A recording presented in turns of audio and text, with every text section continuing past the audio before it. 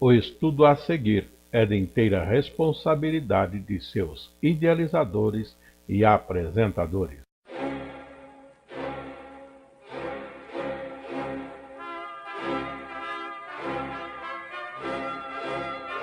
Nós estamos estudando com o pastor Afonso Chaves aspectos doutrinários no livro de Gênesis.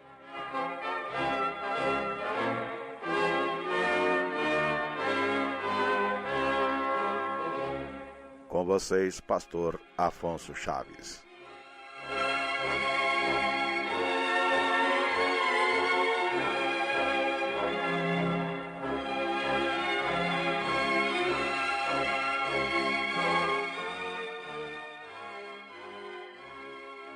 Vamos dar continuidade ao nosso estudo nas Sagradas Escrituras, ainda no livro de Gênesis, e dentro da sequência que temos trazido, estamos no capítulo 25, que fala do nascimento dos filhos de Isaque. Temos trazido esses estudos, não nos detendo muito na parte histórica, mas fazendo destaque da parte doutrinária, do ensino, daquilo que Deus nos deixa perceber, que são instruções para nós compreendermos as coisas relacionadas ao reino dos céus. E assim no capítulo 25, chegamos até o verso 21, quando diz a palavra para nós, a respeito de Isaque, casado com Rebeca. Iniciando antes de lermos, atentem bem em lembrança, que Deus escolheu para Isaque, Rebeca.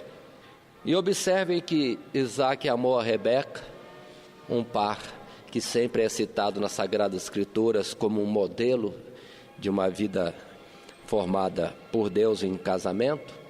Mas observe, Deus escolheu, e Rebeca era estéril.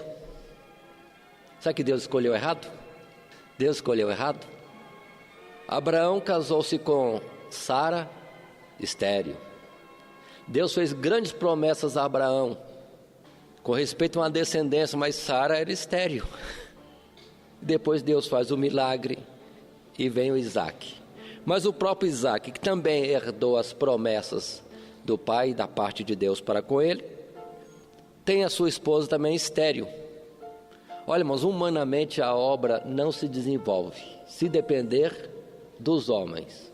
Mas Deus permite isso justamente para mostrar que a obra no Evangelho não é de homens, é dele, é Deus que está operando. Nós não podemos ultrapassar esses limites.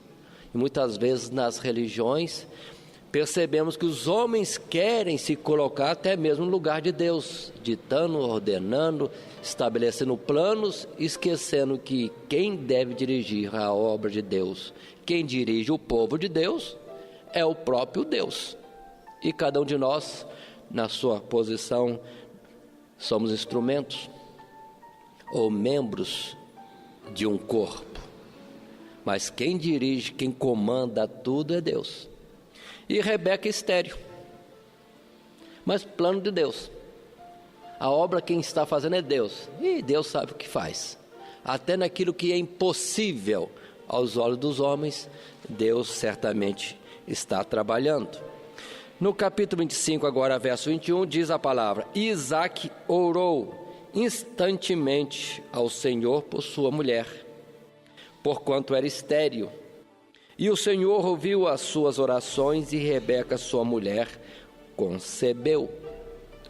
Alguém já fez conta de quanto tempo Isaque e Rebeca estiveram juntos para que estivesse esse período de oração? Aproximadamente, alguns dizem, 20 anos. 20 anos de oração. Às vezes alguém ora um dia e acha que já fez tudo que tinha que fazer. Mas, irmãos, às vezes a nossa luta com Deus na fé envolve muitos anos. Não vamos nos iludir com algumas interpretações que temos, muito textuais.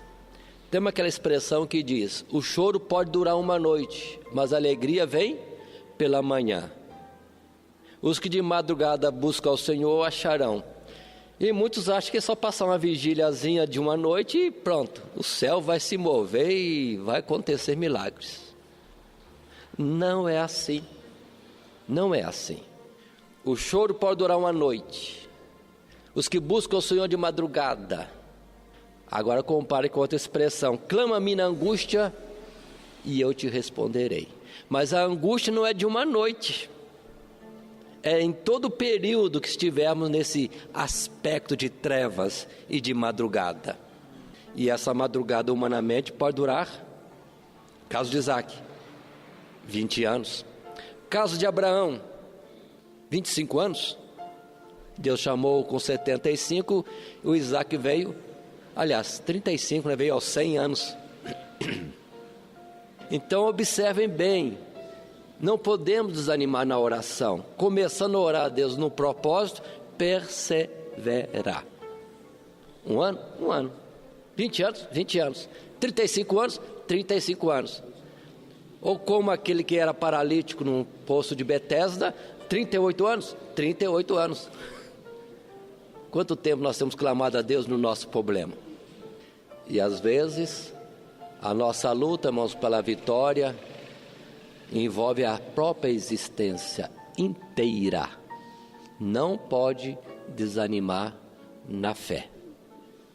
É 1 ano, 20 anos, 35 anos, 50 anos, 100 anos, a vida toda se necessária.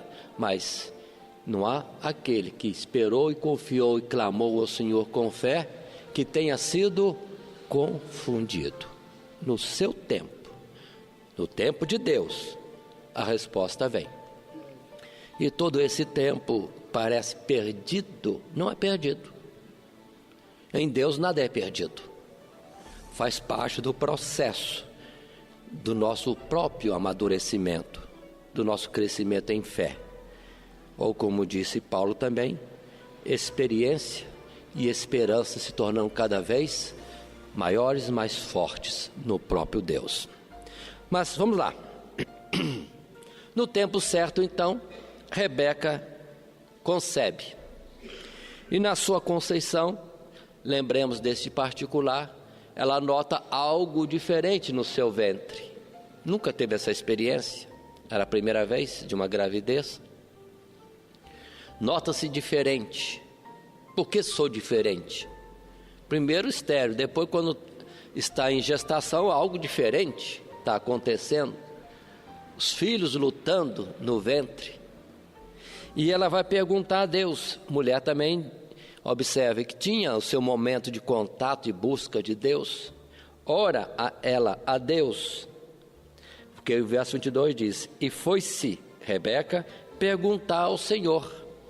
Segue a palavra no verso 23. E o Senhor lhe disse: 2 nações há no teu ventre, e 2 povos se dividirão das tuas entranhas.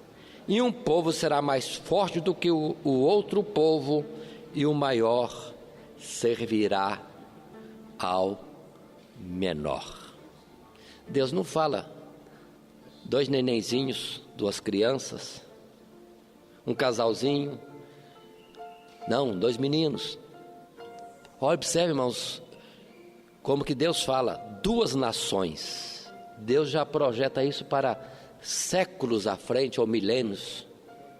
2 nações. E aqui já está um desígnio de Deus. Um será mais forte do que o outro. Mas o mais forte, o maior, vai servir ao menor. Qual então seria o principal, o mais importante, e que teria liderança? O menor. Observe bem isso, o menor, não é o maior. A tendência humana é olhar para o grande, o numeroso, o rico, que tem alguma atração em algum aspecto. Mas Deus tem outra forma de ver totalmente diferente. Foi o que Jesus disse. Ou também, voltando à expressão mais conhecida, Samuel ungindo o rei, Deus falou com Samuel bem claro: o homem vê o que está no exterior, mas Deus conhece o coração, Deus conhece o interior. E Deus sabe o que tem que ser valorizado.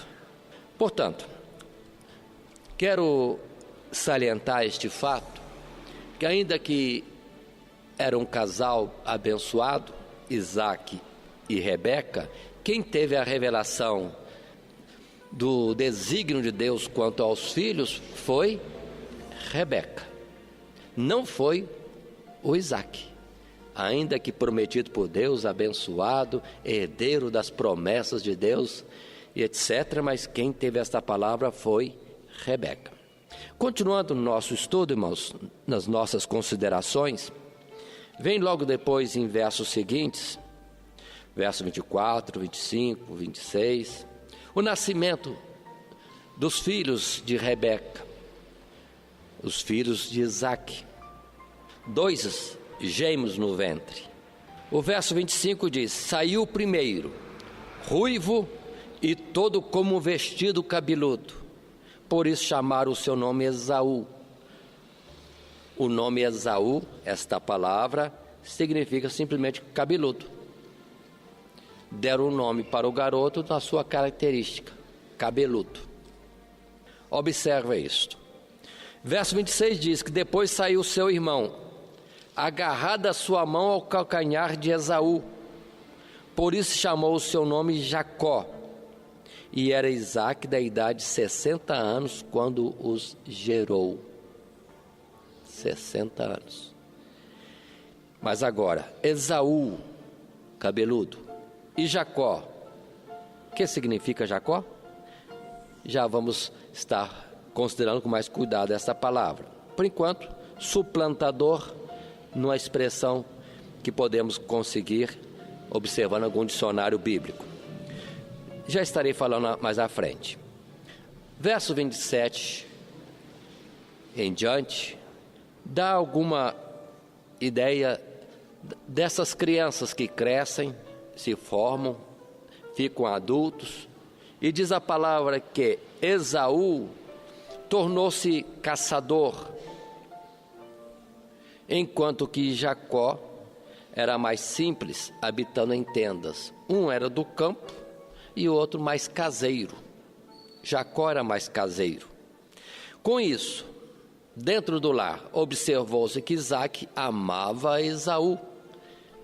Humanamente falando, era o primogênito, é o que veio primeiro, saiu primeiro da madre, que rompeu a madre, expressão bíblica usada textualmente. Além do mais, para um pai, no sentido masculino, aí estava um filho ideal, forte, caçador do campo. Isaque amava a Esaú, orgulhava-se nesse filho tão forte e assim tão destro nas coisas do campo. Continua a palavra dizendo, verso 29, um fato que aconteceu, mas é importante para nós analisarmos, para conhecermos a característica, a personalidade desses homens. No caso, diz aqui que Jacó cozeu um guisado. Era de casa, preparou um alimento lá, fez algum cozido. E Esaú estava no campo e chegava cansado e sem nada ter pego. Verso 30, ele vai ao seu irmão Jacó e pede-lhe a comida. Peço-te, deixa-me comer desse guisado vermelho. Era então cozido vermelho, porque estou cansado. Diz o verso 30, por isso se chamou o seu nome Edom. Já explico. 31, então disse Jacó, vende-me hoje a tua primogenitura. E disse Esaú, eis que estou a ponto de morrer, e para que me servirá logo a primogenitura? Observe essas expressões. O que era a primogenitura? Era a bênção que normalmente vinha do pai para o filho mais velho, o primeiro nascido. E numa ordem de bênçãos de Deus, de Abraão, Isaque, o próximo seria Esaú. Mas ele fala dessa forma, que me serve a primogenitura? A bênção de meu pai, ou mais longe, a bênção de Deus que vem através dos pais. Então, também ele feria a Deus nesse particular, desprezava como se a comida fosse mais importante do que a bênção de Deus e o próprio Deus. E Jacó aproveita nesta palavra e se pega e diz: jura-me hoje, com respeito a quê? Que eu te dou o guisado, você me passa o direito de primogenitura.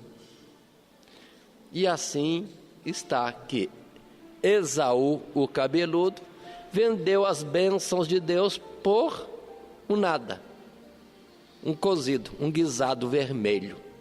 Isso ficou tão notório no meio do povo que o Esaú cabeludo teve o seu nome trocado para outro nome, Edom, que quer dizer somente vermelho. Observe que esse aí está de coisas materiais em coisas materiais. Muitos nomes servem para ele, mas todos eles no aspecto tão somente humano, cabeludo, vermelho. E assim, quando vocês ouvirem falar na Bíblia a partir de então de Edom, Edom está se referindo a Esaú, filho de Isaque. Mas continuemos. Na sequência desses fatos, vou estar pulando um pouquinho a palavra, sendo que as últimas expressões do capítulo 25 são: assim desprezou Esaú a sua primogenitura.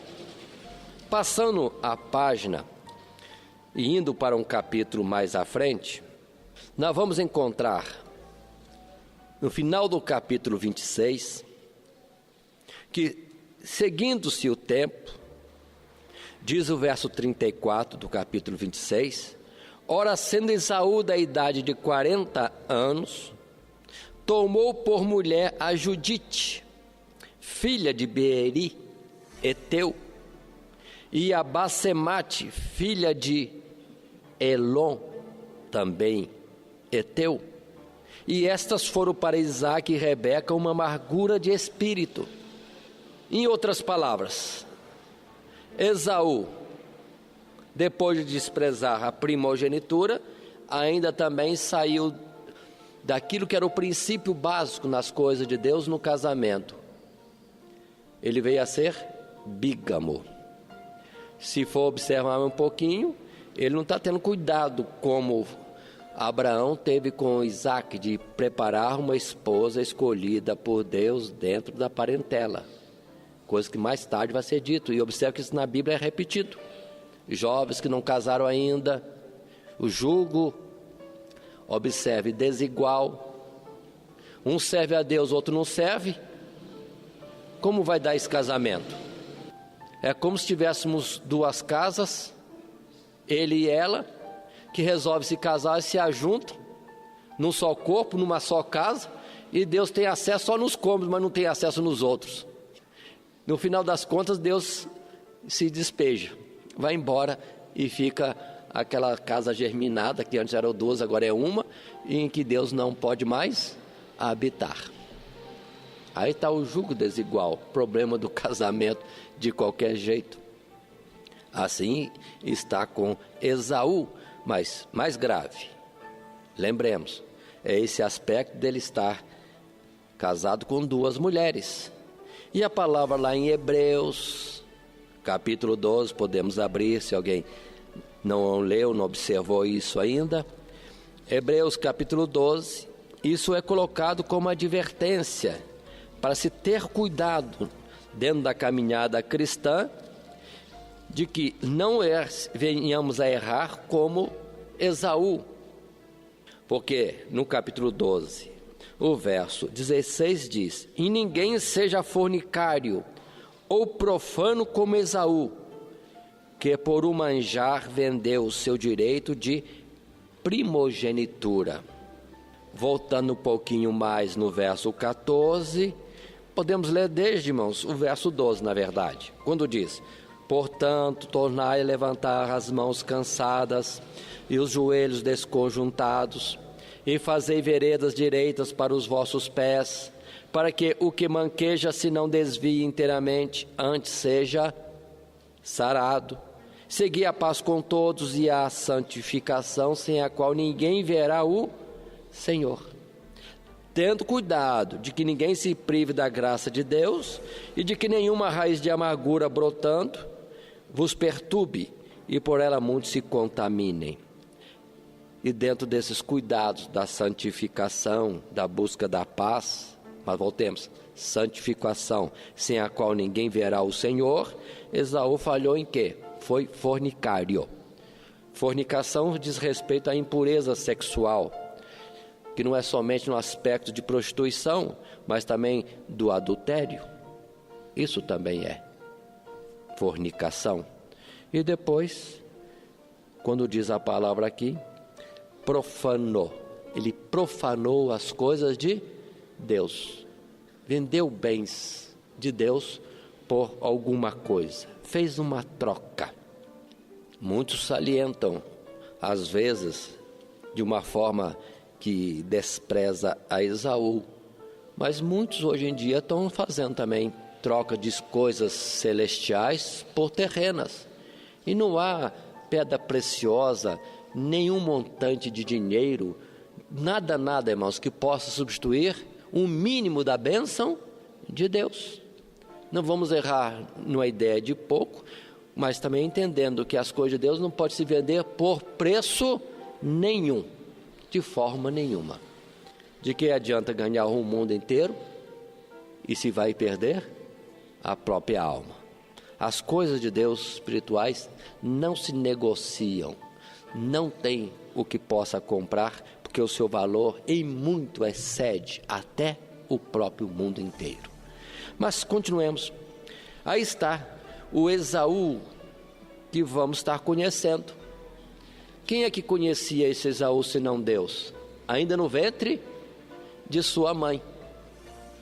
Um homem que não dá valor a coisa alguma, nem as coisas de Deus. Agora voltemos ao tal do Jacó, suplantador. Qual é a observação que queremos fazer agora, em contraste com Esaú? Jacó, ele não tinha direito, entre aspas, das coisas de Deus, mas fazia de tudo para ter as coisas de Deus. E nisso há mérito, irmãos, para entendermos aquele que ama e busca as coisas de Deus. Precisamos entender este aspecto. Deus olha o nosso coração. Se nós buscamos a Ele, ou se temos algum outro interesse. Deus analisa, Deus conhece lá no fundo. O que prezamos mais? Deus olha e vê. Como aquele povo no tempo de Jesus que queria colocar Jesus como rei, porque comeram o pão. E Jesus lhes traz essa advertência. Buscar primeiro o pão que dura para sempre, que salta para a eternidade. Eles queriam o pão físico. E quantos há que muitas vezes veem vantagem no Senhor, no Evangelho, nas bênçãos de Deus, mas não no próprio Deus. Querem a Deus, querem as suas bênçãos. Mas a Deus mesmo, mas observe que Deus sabe trabalhar para no devido tempo mostrar para nós mesmos, para cada um de nós, qual é o nosso desejo. Deus faz brotar alguma coisa que mostra se nós queremos a Ele ou a nós mesmos. Se a palavra diz amar a Deus sobre todas as coisas, amar a Deus sobre todas as coisas significa amar a Deus mais do que a nós mesmos. Por isso que está aqui escrito aquela palavra que Jesus disse: se alguém quer segui-lo, tem que negar-se a si mesmo, tomar a sua cruz e segui-lo. Então vai muito mais sério. Mas Jacó suplantador. Aqui eu quero me deter um pouco, só para destacar alguns pontos. Muitos chamam Jacó de mentiroso, enganador. Ele pode ter mentido, pode ter enganado, muitas vezes. E nesse mundo que vivemos parece até difícil dizer que alguém não, por acaso, não minta ou não tenha mentido muitas vezes. Que às vezes numa própria conversa mais simples, sem nenhuma intenção maior, alguém usa uma palavrinha mais que de um lado pode ser analisado como uma pequena mentira. Mas voltemos. Jacó significa suplantador, não significa enganador. Quem deu o nome de Jacó? Quem deu o nome de Jacó? Na verdade não foi Deus. foi alguém que viu o nascimento e naquele detalhe da mão no calcanhar não desprezou isso como sendo um sinal. Como numa verdadeira profecia disse: suplantador, esse vai passar à frente. Esse é o significado. Vai passar à frente. Parece que é o menor, que é o por último, mas ele que vai estar na frente. Já era um desígnio de Deus, que vamos entender, já estava revelado a Rebeca, ainda quando as crianças estavam no ventre.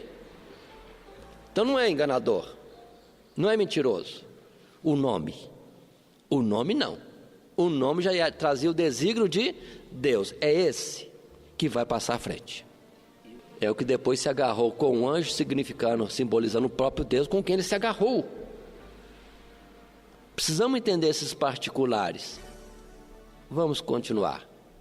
Segue-se os fatos na vida de Jacó, capítulo 27 mesmo, quando diz a palavra para nós que Isaque, já sendo idoso, como amava a Esaú e estava cego, talvez pensando que estaria já prestes à morte, chamou Esaú e disse: vá, meu filho, buscar uma caça e cozinha, assa para mim esta caça, para que eu possa te abençoar. Será que ele foi precipitado? Porque ele ainda viveu muitos anos. E lá vai o Esaú buscar a caça. Rebeca ouviu, a esposa ouviu, mas que depressa foi atrás do Jacó. É Rebeca que impulsiona, constrange ou leva o Jacó a se colocar na frente do pai como sendo o outro irmão, para que ele, Jacó, recebesse as bênçãos. Para vocês verem que não tem prazer na mentira, que quando a mãe determina que ele faça isso, observem no verso 12 do capítulo agora 27. Diz Jacó assim para sua mãe: porventura me apalpará o meu pai, e serei em seus olhos enganador. Assim trarei eu sobre mim maldição e não bênção. Ele não queria aquilo que a própria mãe dele dizia: vai na frente, se finge ser Esaú para receber a bênção de seu pai. Ele não queria. Ele não tem na sua personalidade esse aspecto de colocar-se como enganador, mentiroso. Observe que a preocupação dele é não perder a bênção de Deus. Eu vou perder a bênção de Deus, meu pai vai me apalpar, vai ver que eu não sou cabeludo. Opa! E lá vem maldição em vez de bênção. Então observe, ele foge da maldição e só quer a bênção. Não quer mentir, não quer enganar, não quer conquistar, não quer iludir. É a mãe que outra vez insiste com ele no verso 13 e diz: meu filho, sobre mim seja a tua maldição, somente obedece a minha voz e vai e traz-me. Traz o quê? Aqueles elementos que a mãe mandou para preparar um guisado, uma comida especial que o pai gostava, para poder levar ao pai e assim ser abençoado. O que se segue aqui, irmãos, de fato, aí Jacó se veste de Esaú, cobre as mãos e o braço com pele de animal, para cheirar e ter aspecto de ser o irmão, vai até o pai, mente várias vezes, que o pai pergunta: que é isso? Já tão rápido? É, meu pai, Deus abençoou e mandou a caça ao meu encontro. Primeira mentira.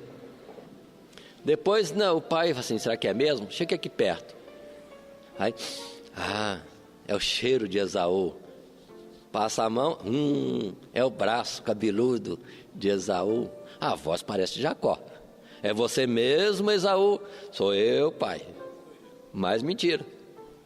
Ele mentiu muitas vezes. Mas Jacó não significa enganador nem mentiroso.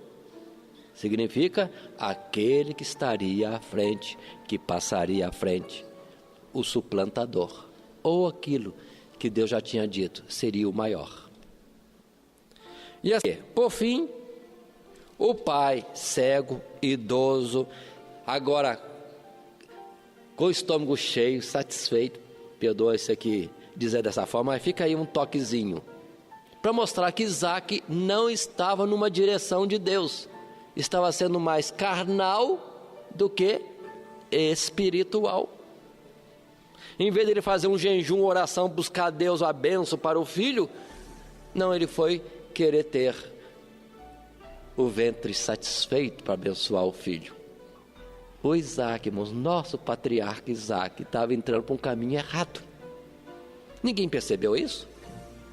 Mas quem tinha a palavra de Deus era Rebeca, pelo que ela se interpôs à frente, não para enganar a Isaac, o marido e pai de Jacó, mas para que o pai não errasse, porque quem tinha a palavra de Deus sobre os meninos era ela. Ela lutava pelas coisas de Deus. Agora imagine a situação, vamos ver se fosse possível mudar o plano de Deus que já estava determinado, e que Isaac chegasse para Esaú e dissesse: eu te abençoo com todas as bênçãos de Deus. Lá no céu Deus ia balançar a cabeça. As minhas não. Seria uma vergonha para o nosso patriarca fazer uma coisa que Deus lá no céu diria: não estou nisso, e tudo ser diferente, porque Deus não iria mudar o seu plano. Deus não iria mudar o seu plano. Então a esposa Rebeca, com todo o nosso julgamento e condenação para ela e para com Jacó, ela estava trabalhando na luta de Deus, fazendo com que o pai não errasse, para que as bênçãos de Deus, os desígnios de Deus, se cumprissem da forma correta em Jacó, aquele que na verdade era o suplantador, o que estaria à frente, que seria o maior. Aí está, irmãos, um detalhe. Se fosse olhar para quem é justo, para Deus abençoar, não abençoaria ninguém, nem Esaú, nem Jacó, nem Rebeca, nem Isaac, como também não abençoaria Abraão, de forma nenhuma. Mas é uma chamada de Deus, que depois cada um tem que se ajustar melhor, cada vez melhor, santificação até ser perfeito. A mulher sábia edifica a sua casa. Esta forma da Rebeca estar lutando as lutas de Deus parece-nos errado, mas na verdade tudo isso é por causa das nossas próprias fraquezas. Se vamos observar na Sagrada Escritura, muitos homens tiveram que usar artifícios para fazer a vontade de Deus. No caso aqui foi mentira, não é infelicidade. Mas se alguém ia olhar para Davi, teve que fazer isso de louco e babá.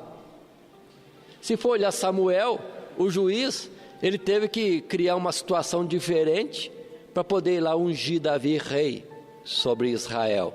Teve que dizer que foi na casa de Jessé para fazer um sacrifício. Essa era uma segunda intenção, que era em disfarce, não era mentira. Ele foi fazer o sacrifício na casa de Jessé, mas não era na verdade a intenção real, o objetivo principal. Mas onde está o problema? Está em nós mesmos, seres humanos tão falhos, tão fracos. Mas continuemos. Estamos falando de Jacó, e Isaac abençoa a esse Jacó. Se alguém puder observar com mais cuidados, é só ler as bênçãos ou expressão da bênção de Isaac para com Jacó. Parece uma bênção meio miúdazinha. Parece que ele continua desconfiado e não teve graça para abençoar inteiramente. Mas depois que os fatos vão se desenrolando, em que Esaú chega e vê que foi enganado, que Jacó tomou a frente e recebeu a bênção, Esaú promete, jura, que certamente vai matar seu irmão. Então observe que esse Esaú não era nada bom, né, irmãos? Se tinha alguém bom, não tinha ninguém, mas ruim tem um bastante ruim aqui. Em tudo ele está andando errado. Ele já está com intenção homicida. Mas a mãe, outra vez ouvindo que Esaú falou que ia matar a Jacó, já trata de dar outra saída. Jacó, olha, procura escapar, ir embora, vai para a casa dos meus pais, dos meus parentes, e vai lá, procura uma esposa e se casa, e com isso vai estar longe do Esaú. E ela, por sua vez, vai a Isaac, nessa suposta intenção de querer uma bênção para Jacó num casamento, lastima com Isaac as esposas que Esaú teve.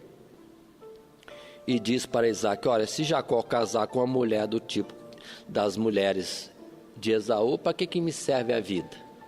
Mande Jacó buscar esposa entre os meus parentes. Isaac vai fazer isso. Vai mandar, no capítulo 28 podemos ler, verso 1: Isaac chamou a Jacó e abençoou, e ordenou-lhe e disse-lhe: não tomes mulher de entre as filhas de Canaã. Levanta-te e vai a Padã-Arã, a casa de Betuel, pai de tua mãe, e toma de lá uma mulher das filhas de Labão, irmão de tua mãe, uma prima naturalmente. E agora observe o verso 3. Agora Isaac abençoa Jacó, sabendo que é Jacó, e diz, verso 3: e Deus Todo-Poderoso te abençoe e te faça frutificar e te multiplique, para que sejas uma multidão de povos, e te dê a bênção de Abraão, a ti e a tua semente contigo, para que em herança possuas a terra de tuas peregrinações, que Deus deu a Abraão.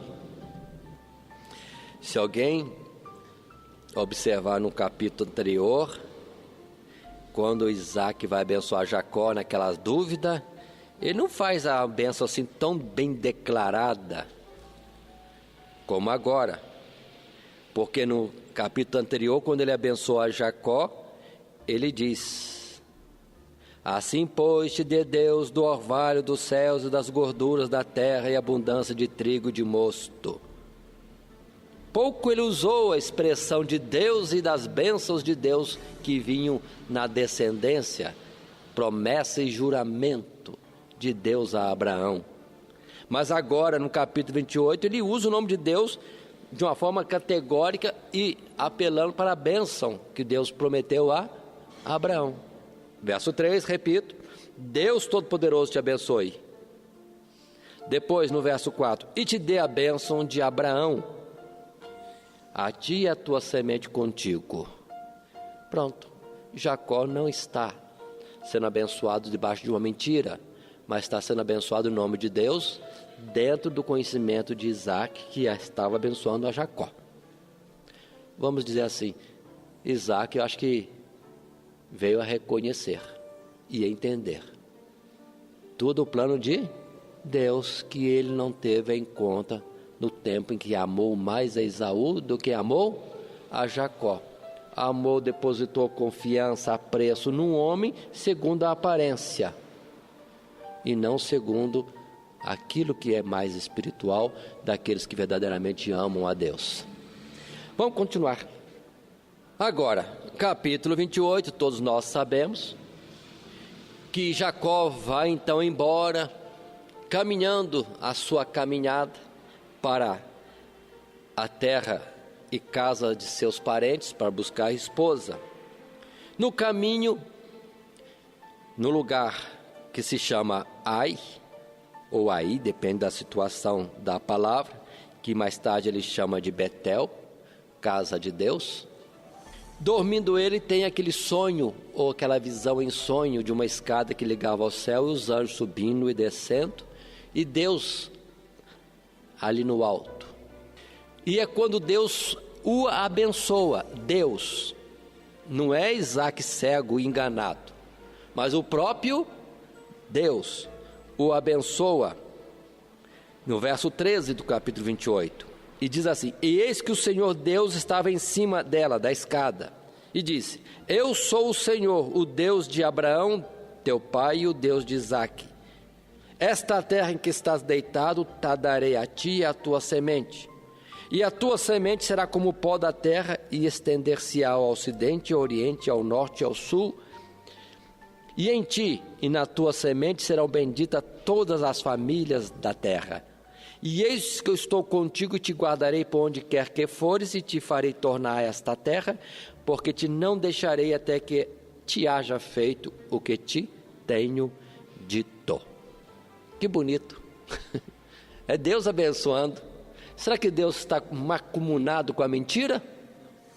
Salmo 101, verso 7. O que usa de engano não permanece na casa do Senhor. E o Senhor não tem pacto algum com a mentira, em ponto nenhum, nunca. Então por que Deus estava abençoando a Jacó? Porque era de fato a sua intenção, a sua chamada, a sua eleição, o seu desígnio.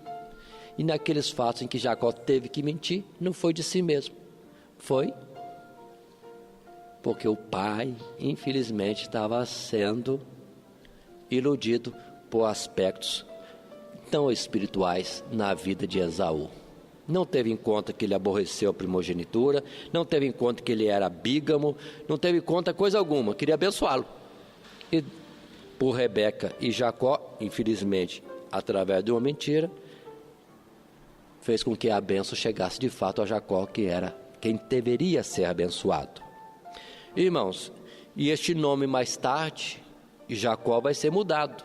Lá no capítulo 32, nós vamos ver que no momento importante, bem crítico mesmo, na vida de Jacó, ele se detém com Deus numa luta tremenda, luta de fé, em que ele sai vencedor. No sentido não que lutou contra Deus e ganhou, não. Ele lutou por Deus e com Deus. Aí Deus o selou com um nome mais bonito do que Jacó, que é Israel, que significa aquele que lutou como Deus e prevaleceu. Sempre gosto de destacar isso, não é lutou contra Deus, não. Ele lutou com Deus, ou noutra expressão, por Deus, e saiu vencedor. Isso que significa Israel. Por isso que cada um de nós, irmãos, que somos de Deus porque lutamos para ser de Deus. Somos o Israel de Deus na face da terra. Não é uma descendência carnal em Abraão, é aqueles que na luta da fé prevalecem. Aquele que for fiel até o fim, olha aí está, terá direito a este nome de Israel. Esse é o significado. Mas, por favor, vamos colocar o entendimento correto em tudo isso. Doutrinário ainda podemos complementar com a palavra que está em Hebreus. Aliás, quero mudar a um equívoco em Romanos capítulo 9. Quando diz a expressão para nós, Romanos capítulo 9, quando Paulo vai falando da chamada para com os salvos, destacando sempre que há um Israel de Deus no meio do Israel, um povo dentro de outro povo, um fiel a ele entre outros. Nem todos que são de Israel são israelitas, a expressão de Paulo. Mas no capítulo 9, nós temos uma expressão importante, no verso 10, quando Paulo faz menção dessa vida, essas coisas que tem acontecido na vida de Jacó, ao dizer, e não somente esta, na questão citada antes, Sara, mas também de Rebeca, quando concebeu de Isaque nosso pai, porque não tendo eles, Esaú ou Jacó, ainda nascido, nem tendo feito bem ou mal, para que o propósito de Deus, segundo a eleição, ficasse firme, não por causa das obras, mas por aquele que chama, foi-lhe dito a ela, o maior servirá o menor. Mas é por chamada. Estamos aqui não porque fomos inteligentes de escolher Jesus. Na verdade, Salmo 100 se cumpre sempre. Não foste vós que escolheste a mim, mas eu vos escolhi a vós. Ninguém, irmãos, humanamente chega a Deus, pelo que Deus tem que se voltar e vir a nós e nos chamar, puxar, atrair a Ele. É o caso aqui.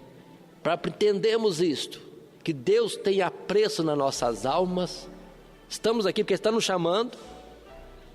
Toda a nossa luta que temos, né, rejeição de Deus, é luta normal deste mundo e pela fé. Mas estamos aqui porque Ele nos chamou primeiro. É a parte doutrinária também que temos, que Romanos destaca. E diz o verso 13, como está escrito, amei Jacó e aborreci Esaú. 14, que diremos, pois, que é a injustiça da parte de Deus? De maneira nenhuma. Pois diz a Moisés, o próprio Deus diz a Moisés, compadecer-me-ei de quem me compadecer, e terei misericórdia de quem eu tiver misericórdia. De onde depois vem outra palavra. O que triunfa no juízo de Deus, irmãos, é a misericórdia. Se alguém quer chegar diante de Deus por mérito, por obra, ou às vezes achando-se melhor do que o seu irmão, ele não passa.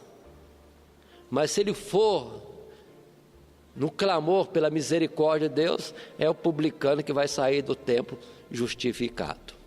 Aí sim, aí ele alcança a bênção de Deus. Estamos estudando, portanto, em Gênesis, essas particularidades que nos mostram a doutrina com que Deus tem trabalhado, os ensinos, princípios que devemos estar seguindo para chegarmos a Deus. E observe, repito, mais uma vez, no caso de Esaú, que muitos estão distraídos no casamento, porque hoje em dia, com esse negócio de divórcio, muitos estão achando que tem direito de ter uma outra esposa, um outro esposo, mas a palavra de Deus não muda. O marido está preso à mulher enquanto ambos viverem, e a mulher presa ao marido enquanto viverem. Fora disso, não tem jeito. Pode colocar 1001 argumentos humanos para o divórcio, ou para o mais grave, o segundo casamento, que não tem jeito. Não é de Deus. O exemplo está lá no princípio. Já vimos em Lameque, descendência de Caim. Vimos agora em Esaú, dentro da própria descendência de Abraão e Isaque. Deus não aceita. Isso é fornicação, é adultério. Não adianta. Precisamos estar firmes na palavra de Deus e não nas argumentações da lei, da justiça, das autoridades eclesiásticas, da forma de viver no presente século. Não. A palavra de Deus não muda. Vamos continuar mais um pouco na sequência dos fatos. Como temos dito, não estamos nos prendendo na parte histórica, mas na parte doutrinária. Voltando ao capítulo 28, em Gênesis, naquela visão em sonho que Jacó tem, na cidade agora chamada, ou local chamado Betel, casa de Deus, que acordando Jacó do seu sono, vendo que tinha tido uma visão, ele entendeu que não era sonho à toa, era visão, que Deus lhe tinha falado. Verso 20, Jacó voltou um voto dizendo, se Deus for comigo e me guardar nesta viagem que faço, e se me der pão para comer e vestidos para vestir, e eu em paz tornar a casa de meu pai, o Senhor será o meu Deus. E esta pedra que tenho posto por coluna, ou que foi para ele travesseiro, será a casa de Deus, e de tudo quanto me deres, certamente darei o dízimo.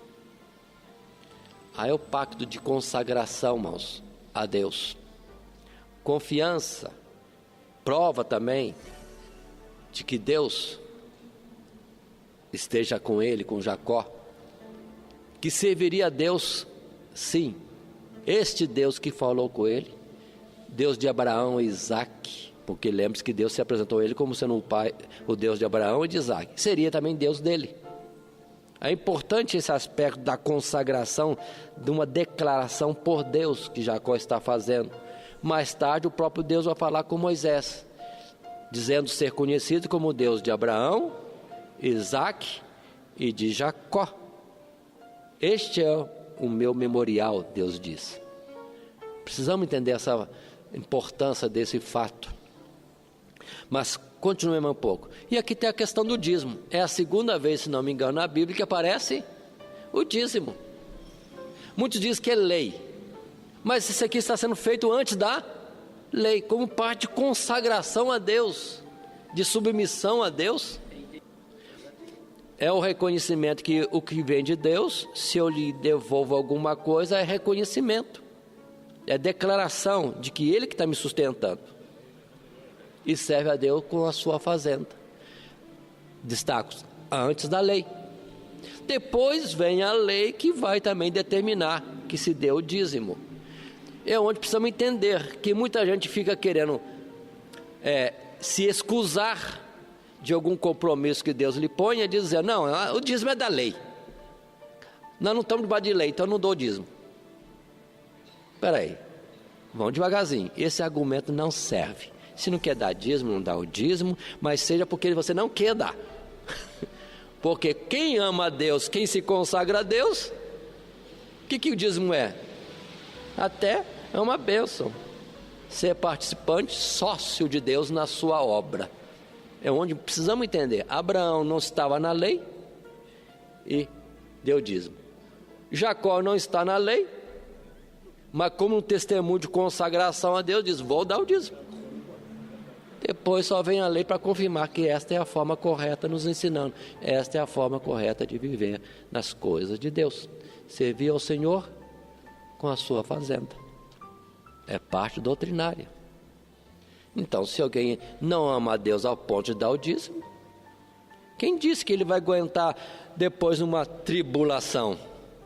Se na hora que ele vier ali uma bandeja que o diabo lhe ofereça, eu acho que ele, se o dízimo não o convence como um testemunho de servir e submissão a Deus, na hora que chegar a bandeja que o diabo sabe qual que é, ele não vai aguentar também. Será o prato de lentilha do Esaú do século presente.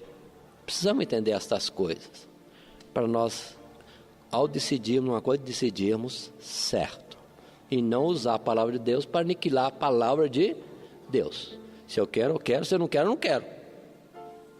Aí Deus vai tratar com você, ou você trata com Deus esse assunto. Mas não use a palavra de Deus para negar as coisas que Deus colocou, que são de justiça e de verdade, o domínio de Deus sobre o mundo. Qual de nós que não paga imposto aqui? Qual de nós? Se ao homem pagamos imposto e às vezes é muito mais que 10%, por que não pagaríamos a Deus se fosse isso colocado como imposto? Por isso que Deus disse, está me roubando. Se ao homem, a autoridade, a gente paga, por que a Deus não? Precisamos entender esses aspectos para podermos não enganarmos a nós mesmos e virmos a ser julgados como culpáveis em alguma questão para com Deus. Dízimo. Capítulo 28 de Gênesis, antes da lei, nos versos 21 e 22. Sigamos em frente mais um pouco. A história que lemos, irmãos, no capítulo 29, capítulo 30... capítulo 31 e etc. É a história da vida de Jacó vindo a casar-se com Raquel, mas na verdade ele escolheu Raquel e empurraram para ele Leia. Aí ele vai cobrar o direito que é por Raquel e ele dá as duas. Deus está aprovando isso? Deus não está aprovando, mas Jacó não está procurando, está acontecendo. Depois, mais tarde, Jacó trabalhando para o seu sogro, vemos que o sogro dele, por 10 vezes, vai trocando a forma de pagamento. Combinou a coisa, mas viu que Jacó está levando vantagem, muda. Vai mudando. Mas todas as vezes em que Jacó está sendo enganado pelo seu sogro, ele só está tendo vantagem. Muitos usam esse argumento para dizer, viu? Jacó é enganador, é mentiroso e agora está sendo enganado. É um argumento fraco, porque enganado é quem é prejudicado e ele está só levando vantagem o tempo todo.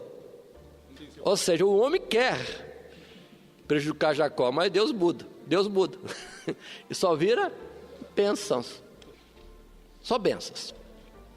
Em particular no caso do rebanho, sogro e genro combinam alguma coisa. Vamos supor, todo gado que for amarelo, não é assim, textualmente não é assim, estou só supondo. Todo gado que for amarelo vai ser o meu salário, vai ser de Jacó. O restante, branco, malhado, seja o que for, é do sogro. Aí tudo ficava amarelo. Aí o sogro vinha, mas tudo está nascendo amarelo agora? Não, vamos mudar. Agora vai ser só os salpicados. Tá bom, o sogro é patrão, mandou. Aí tudo nascia salpicado.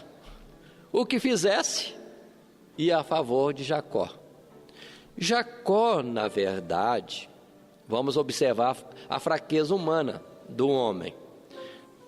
Quando o sogro fala que vem listrado o salpicado, ele usa os artifícios lá. Na hora que a fêmea vai dar à luz, ele pega os galinhos lá e faz lá uma artimanha lá para que a fêmea, na hora do parto, vendo as varas cascadas de uma forma adequada, então, que iria afetar no filhote que nasceria segundo aquelas malhas, aquelas coisas lá. E dá certinho.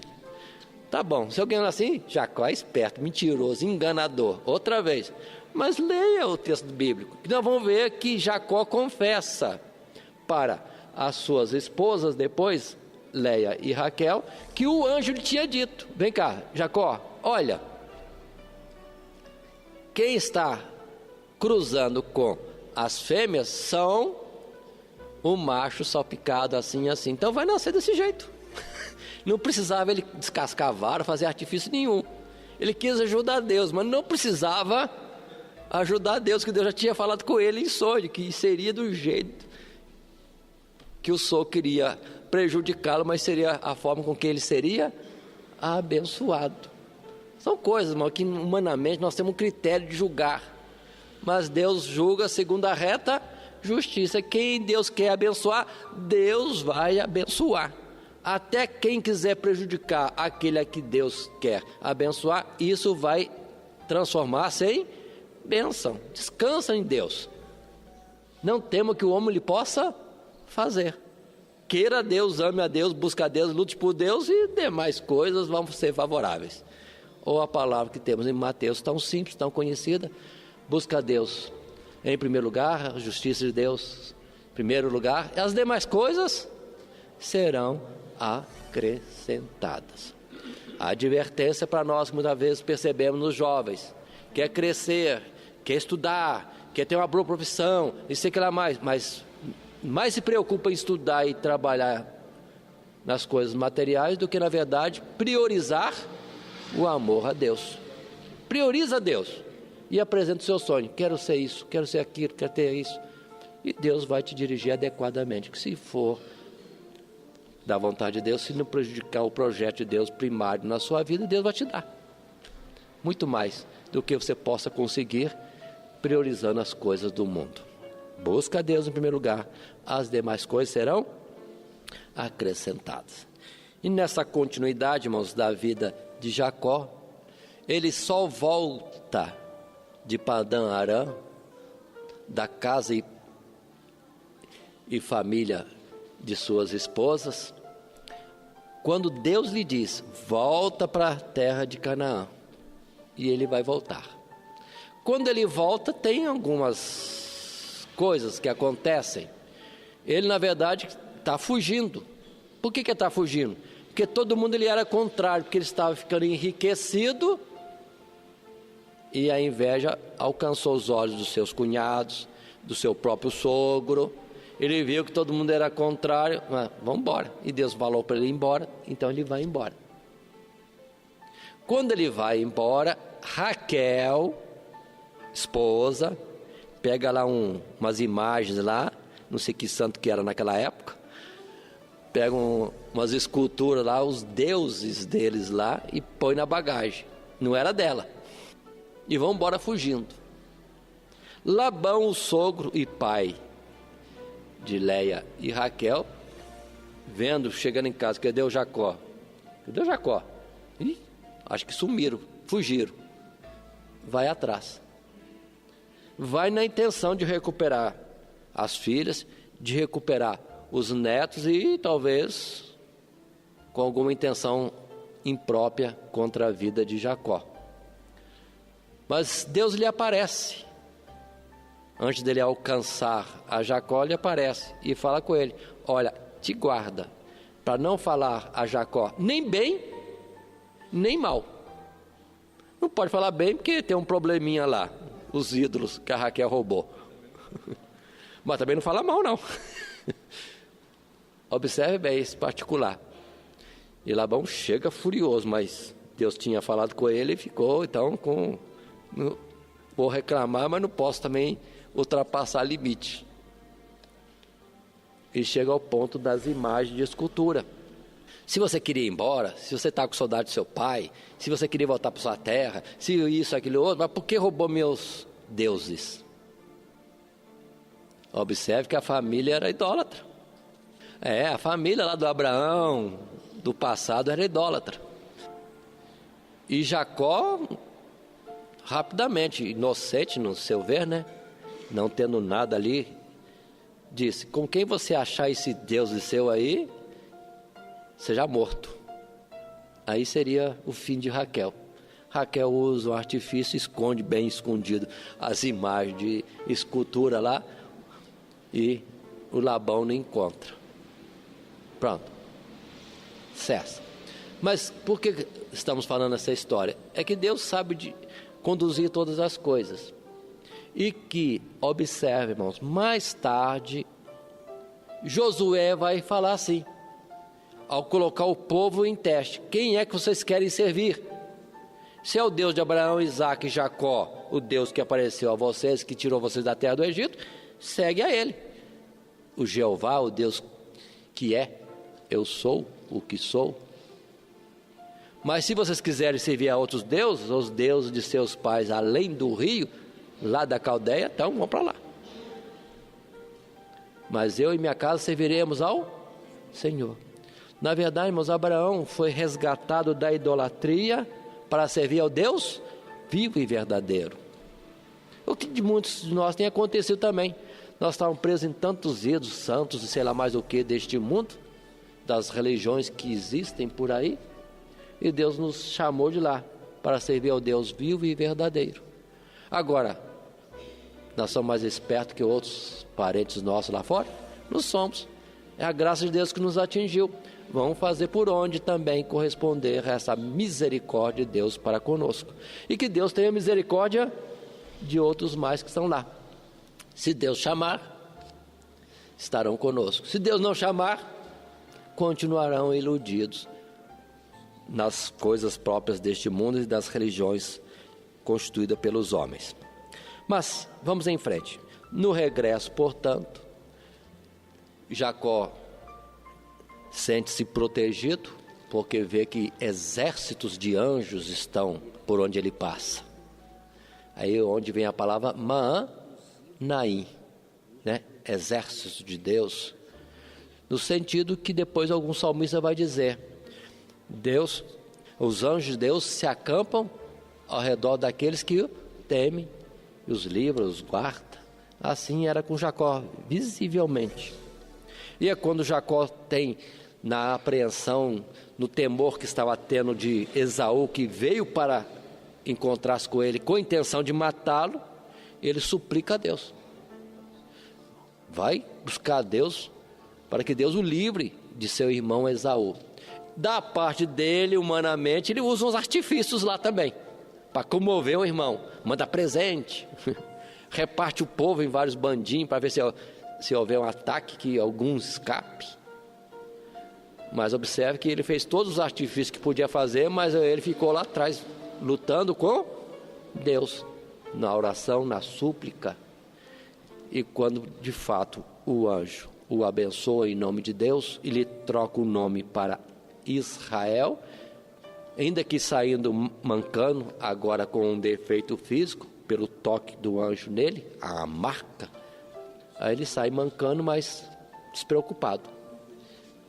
Meus olhos viram Deus, vi a Deus face a face, e a minha alma está salva. Aí está o nome de Israel nesse particular também. Se usou muitos artifícios, mas não estava seguro nisso. A segurança dele era uma bênção, uma palavra de Deus para com ele. E segue-se, irmãos, na palavra de Deus, muitas outras coisas que nós estaremos ainda acompanhando o nosso estudo a partir do capítulo 32, onde agora estamos fazendo uma interrupção.